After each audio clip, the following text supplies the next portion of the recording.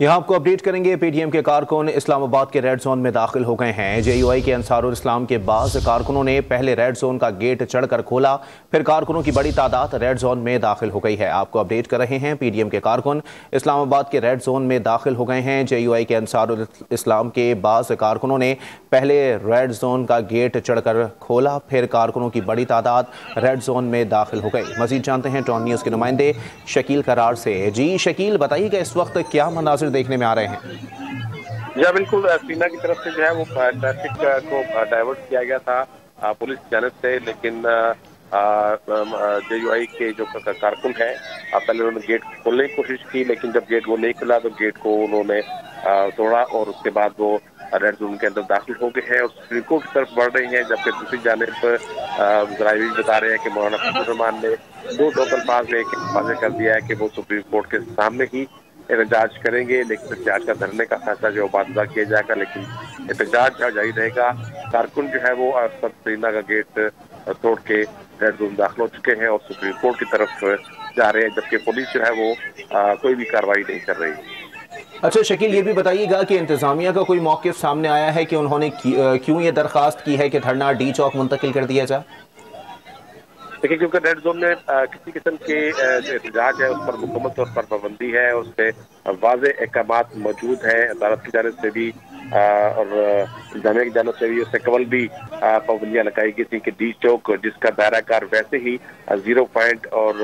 E7 तक बढ़ाया गया था, तो इस तमाम एरिए पे किस्म का एहतजाज जो है वो उस पर पाबंदी है। लेकिन उसके बावजूद जेयूआई फजल रहमान ग्रुप की जानिब से सुप्रीम कोर्ट के सामने एहतजाज करने की के लिए दरखास्त एमएससी के लिए दरखास्त दी थी, लेकिन इंतजामिया ने कोई उस पर रिस्पॉन्ड नहीं किया और इंतजामिया ने ये दरखास्त की थी कि आप डी चौक की तरफ चले जाएं, पार्लियामेंट के सामने या सुप्रीम कोर्ट के सामने एहतजाज ना करें। लेकिन अब भी ये बात सामने आ गई है कि मौलाना फजल रहमान ने दो टोक अल्फाज में वाज़े कर दिया है कि वो एहतजाज पार्लियामेंट का ये सुप्रीम कोर्ट के सामने नहीं करेंगे। अच्छा शकील, ये भी बताइएगा कौन कौन सी सियासी जमातों के काफिले पहुंच रहे हैं इस्लामाबाद और कितना वक्त लग सकता है? देखिए, इस वक्त जो है वो मुस्लिम लीग नून के जो है वो झंडों के साथ गाड़ियां और अफराद नजर आ रहे हैं कि वो रेड जोन की तरफ बढ़ रहे हैं और मुख्तलिफ इलाकों से गाड़ियों में सवार होकर आ रहे हैं। अभी तक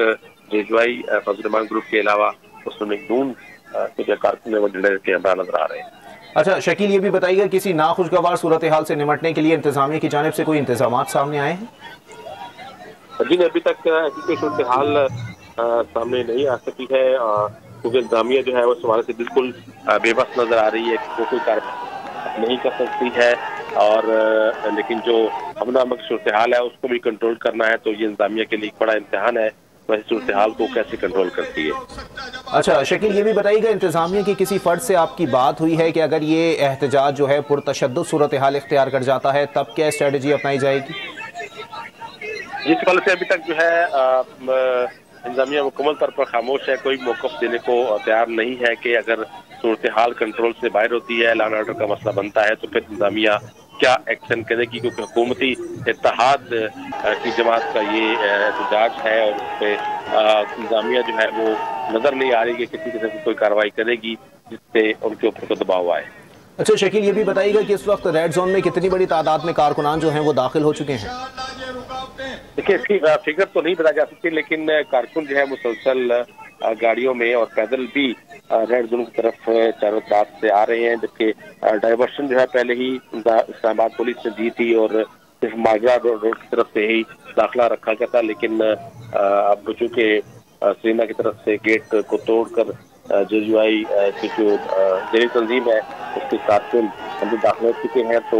ऐसी सूरत हाल में अभी तक हम ये नहीं कह सकते कि कितने अफराद जेयूआई के या नून लीग के जिगर जमातों के पहुंच चुके हैं, लेकिन मुसलसल की आमद जो है वो जारी है। 11 बजे का टाइम दिया गया था एहतजाज का, लेकिन अभी तक कारकुन जो है वो मुसलसल आ रहे हैं।